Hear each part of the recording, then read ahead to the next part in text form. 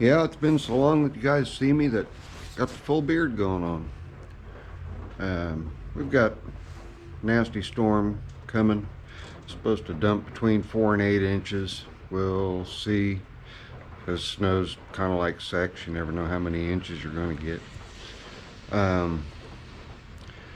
And I've got a widow across the street that wants me to make sure that her generator is ready to go, and I don't blame her one bit. Otherwise I'd still be holed up in the house. Shouldn't be too bad. I know that the gas that's in the tank is old.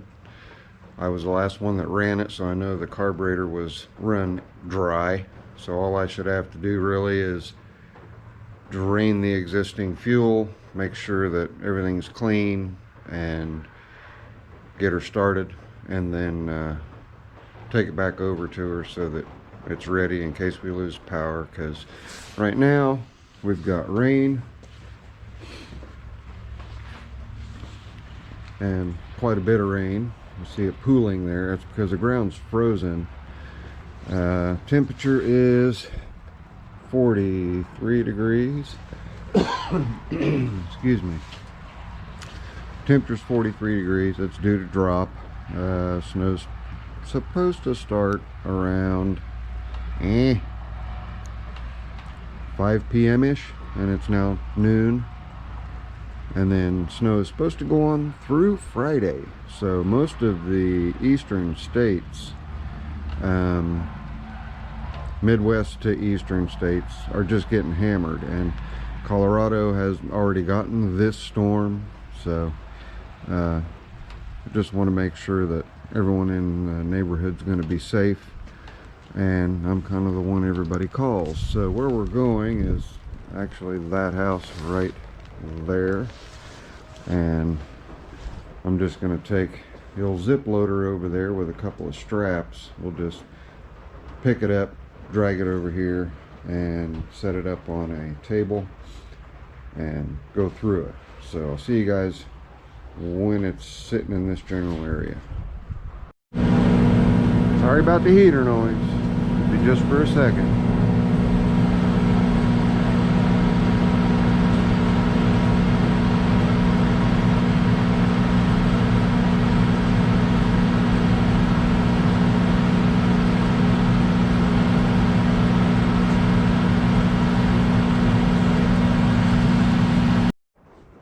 As promised, the heater's off. I will freeze for you guys. Okay, first, let's take a look at how yummy this gas is. I know for a fact this gas has been in here for at least 5 years. It's one of those out of sight, out of mind kind of things. I've been servicing Donna's mower. In fact, it's been featured on the channel, John Deere. But as we can see, no bueno. That gas is super yellow. So first thing I'm going to do is just a little clear bucket. We're going to see how much water has accumulated over the course of the past 5+ years, just by tapping into the fuel petcock and adding an extra piece of line to drain with. And the remainder of it I'll drain off in a gas jug and dispose of properly, aka burn it on my fire. Not in here. The branch pile outside. Okay, get the clamp off first.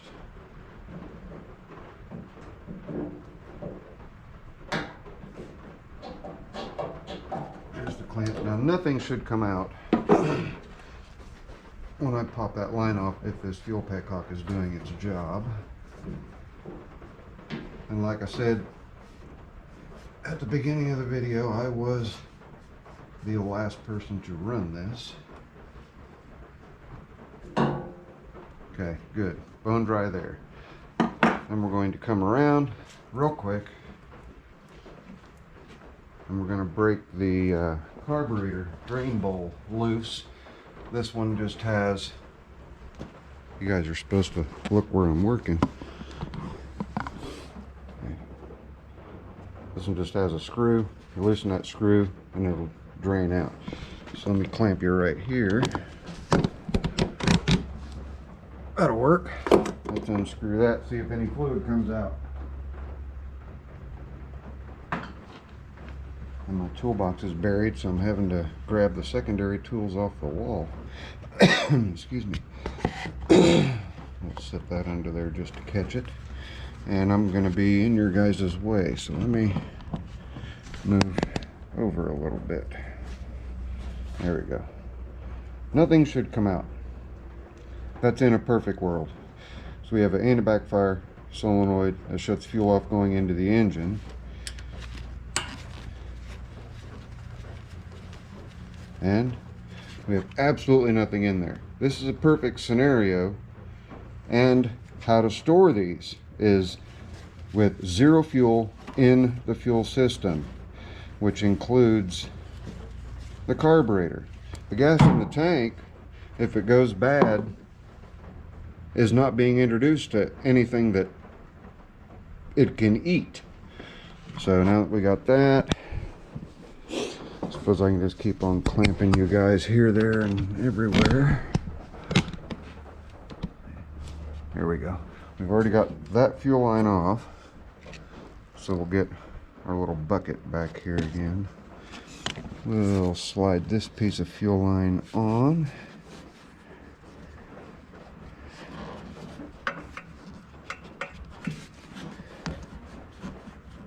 That's good enough for testing purposes.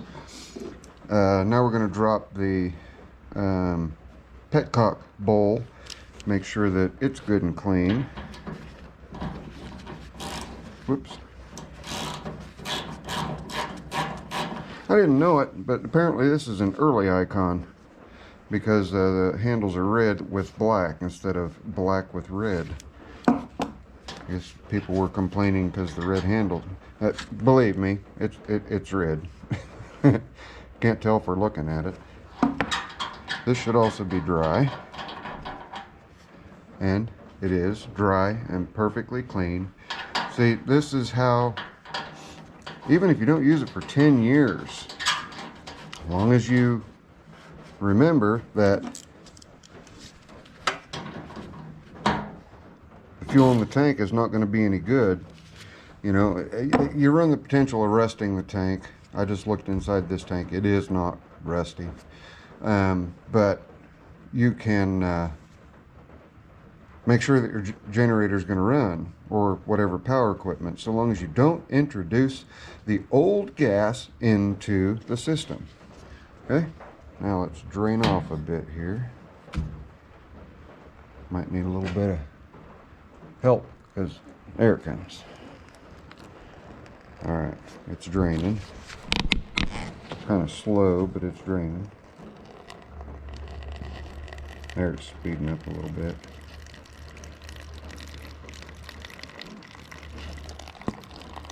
It's pretty cloudy. After I get a little bit pulled off, I'm going to let it sit and settle, and then we'll see what we have in the way of moisture. I can already see a little bit of moisture there, but not a lot.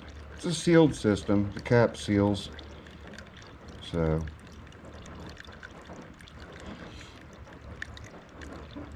yummy. You guys want to smell it? It smells awesome too. No smell-o-vision here.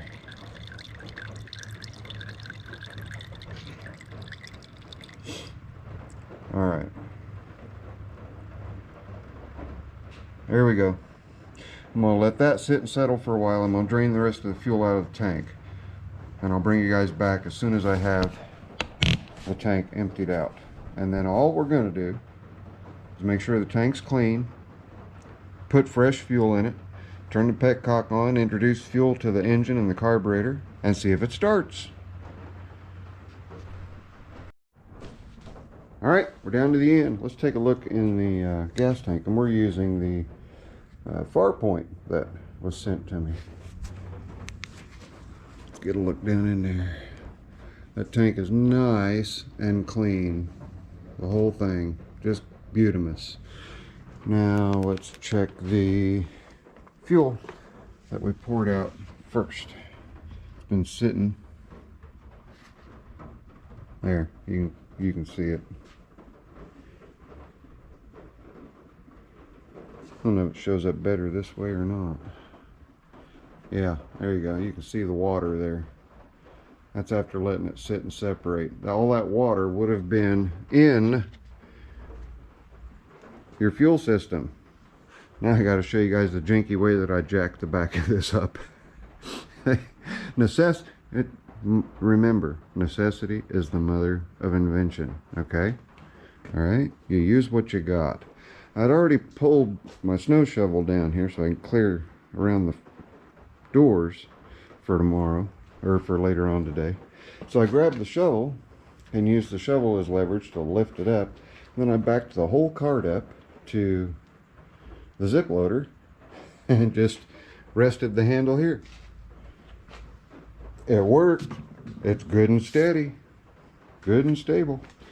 Now all I have to do is lift on that shovel a little bit, shove everything forward, let down, and out comes the shovel. So where there's a will, there's a way. I wouldn't say that that was an invention. It was just it was a man on a mission. So I've got the switch in the on position. Starting procedure on these things is pretty standard. Switch on, power, head unit off.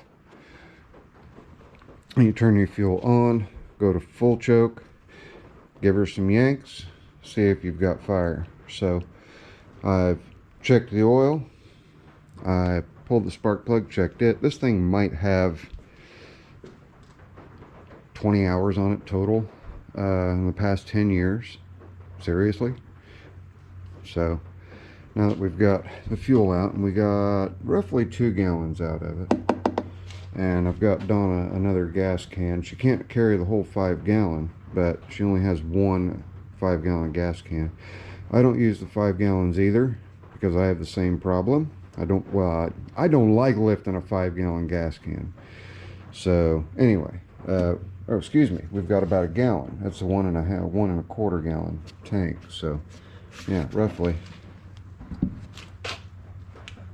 Fuel level is right there. So not even a full gallon. We'll get that disposed of. Got to pour this in there.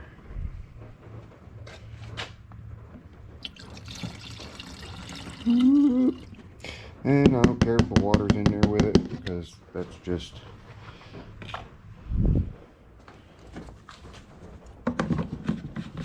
junk gas. And to remind myself that it's junk gas, I will turn the spigot facing the wrong direction. That's my reminder. Junk gas. And that's what I do with all these. I don't really like these nozzles. I only have one conventional left. It's that one. That's it. Alright. Well, let me throw some fuel in. I'll get the fuel strainer. Fuel strainer drop back down in here since we know the tank is good and clean. We'll put about a gallon back in it. And we have our switch in the on position. I'll drop it down to the ground just to make it a little easier to pull start. And we'll see if she'll start. So hang on, I'll get things set up. Alright, put fuel in it, turn the fuel on, and started leaking up top here. That tells me that float is stuck. So I guess we do need to just go ahead, and you can see it dripping there. We need to go ahead and pop the carburetor bowl off and remedy that stuck float. Alright, I'm just going to go ahead and pull the carburetor off altogether. So I have a bunch of 8mm to take off. parts tray in hand. I made my way to the toolbox.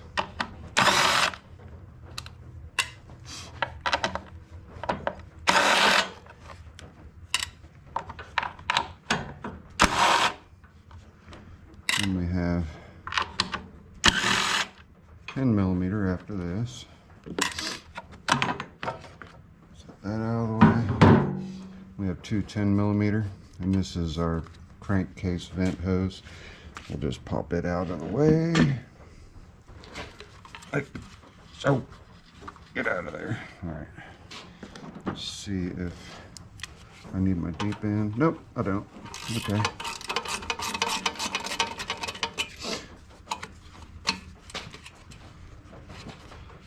Another one on the back. I'm taking it off while I'm unscrewing the one on the front. Twofer. I was hoping I wouldn't have to do this, but I'd much rather do this on a clean carburetor than to have to rebuild and replace a carburetor. You know what I mean? But stuck float is no problem. Just from sitting so long without being ran. Again, that happens, and this is the kind of thing that you'll run into. I was hoping, you know, in a perfect world that I would be able to just pop it off and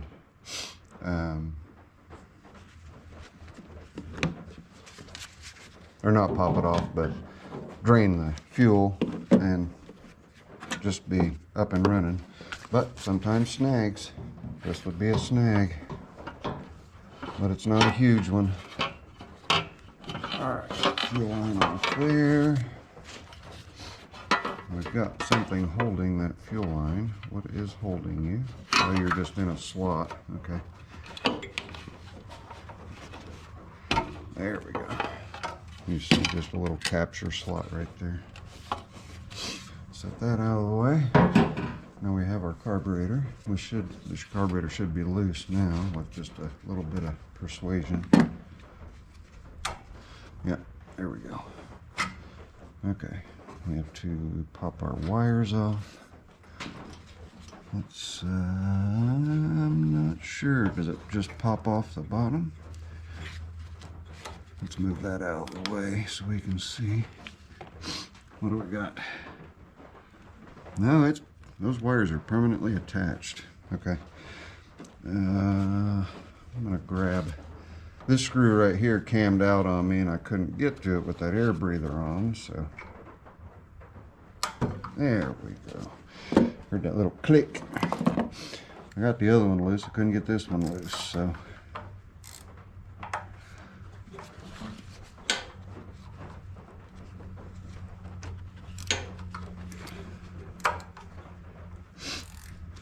well, what's up with that? I don't know if I even have the right size driver. Might be a JIS. And there I am using a SAE.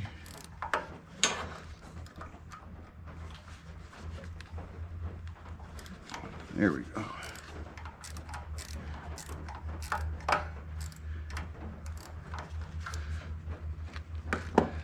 Get that one out. May have to see if we can't find a replacement if it's cammed out really bad. One screw, the other one is already loose.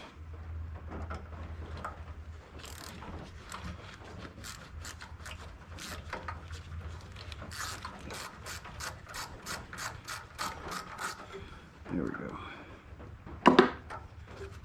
Now as soon as you pull the start on this, there's no battery. As soon as you pull the start, it will open the fuel solenoid, and then it will start. All right, that's that. Now, there's our bolt. Looks like a 14, possibly a 15. We'll find out.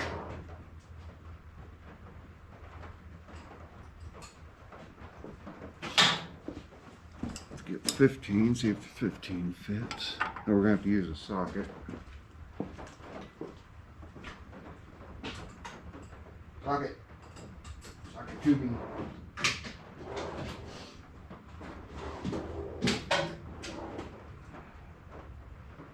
Oh. You.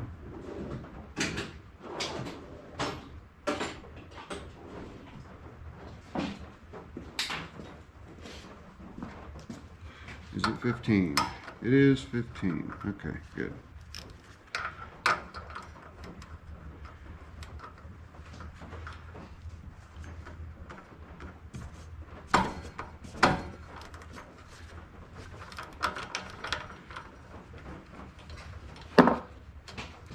Let's get that out. Oh, come on.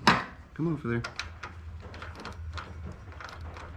Using a little stubby snap-on. That was a yard sale find many moons ago. I'll tell you what model it is here in a second. Let's see here. It is, if I can read it, F710 BK USA. Old one. It's only got, it's like 24 tooth. There we go. Got that out.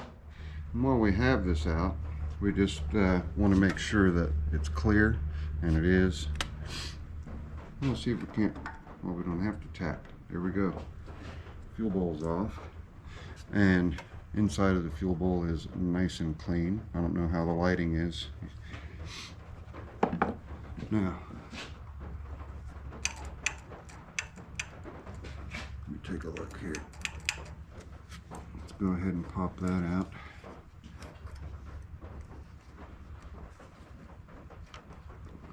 Ah, appears to be stuck.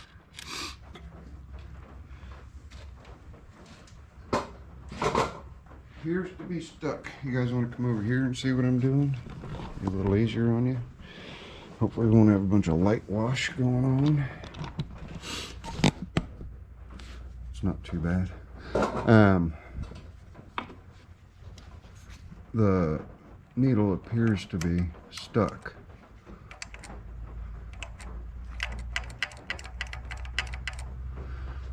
So since it's stuck, I don't want to lose it. I'm going to go ahead and slide the carburetor off. Linkage, once you get the carburetor free, you just turn the whole carburetor to the side and then just lift straight up, and then you have your anti-surge spring that just lets right off. There's only two places, each of those, one place for each. Okay, now let's come over here and see why we cannot get that out.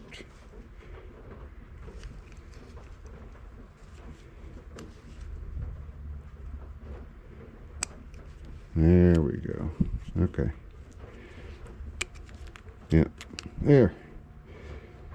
Just a little bit of stickiness going on there. So, since we have it off, I'm going to go ahead and just blow through the main emulsion tube and blow through the fuel fill. And I'm going to polish the fuel fill. And I will clean. And see, you can see a black spot right there where it was stuck. Let's turn it a little bit. There's another black spot just where that it just got stuck. So we're going to clean all that up, clean this up. Doesn't really need it. I mean, it's, you know, pretty nice, but we'll blow through it anyway just to make sure everything's clear. Then I'll bring you back when I pressure test. Alright, let's see if we got her squared away here with it perpendicular, parallel to the ground. We should be able to pull vacuum and hold it.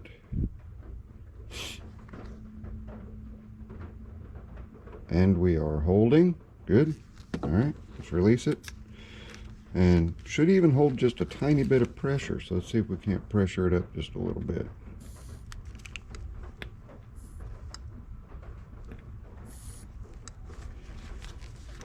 Okay, you can see the meter.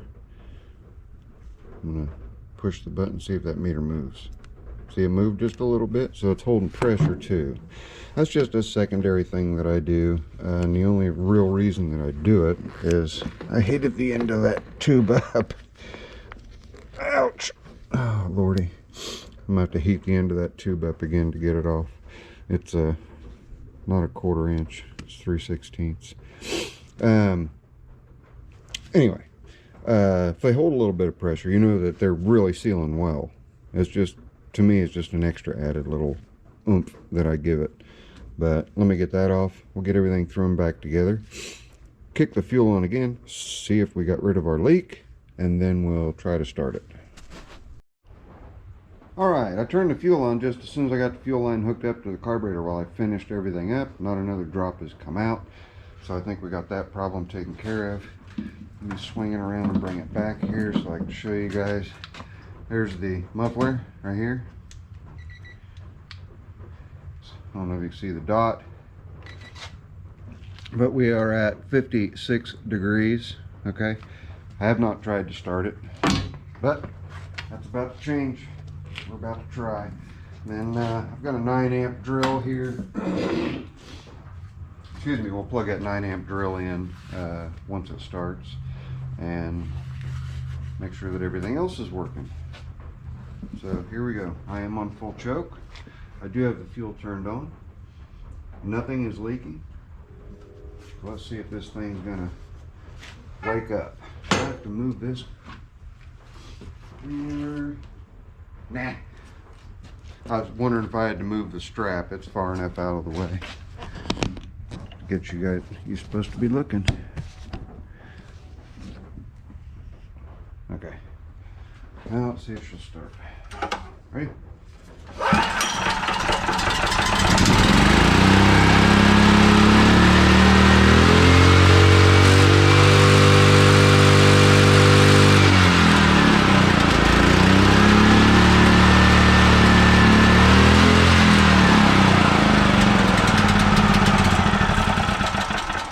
We are way over revving.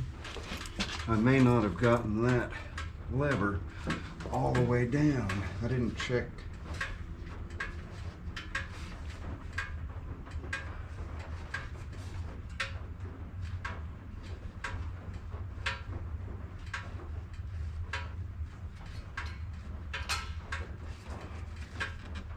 That's awfully stiff. That's something that I did not check. There we go. It's loosening up. Let me put a little bit of lubrication on there. Just a wee little bit. A couple drops. I should have checked that. Uh-oh. That's not cool. Back in there.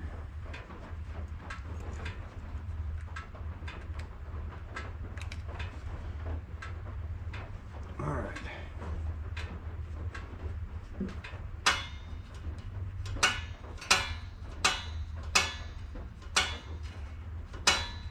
All right. Now we're going to try it again and hopefully not have an over rev.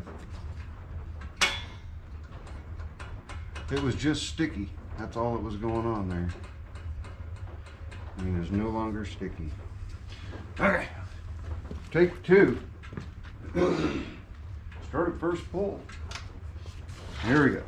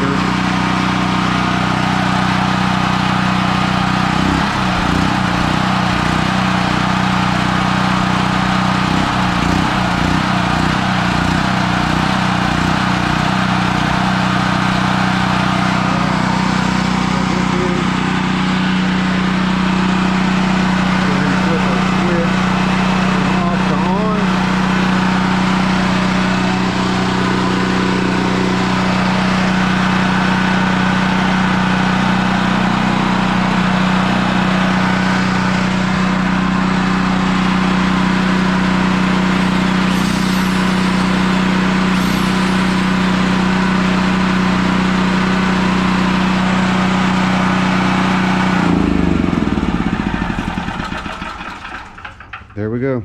We're all set. Something else I need to do for Donna, she just recently went from electric heat to gas heat, and that is to put a disconnect for the furnace on so that I gotta check her electrical box. I think maybe Mike had a electric cutout put in to where he could just plug the generator into the house power. I think he did that. I'll check. But at any rate, it's raining cats and dogs. I get to pick it back up with the zip loader and take it back over there. But it's done. Thanks guys for hanging out with me in the shop. Total time out here is 2 hours and 15 minutes. Time to go stick my hands in some hot wax. Promise you, I'll see you when I see you.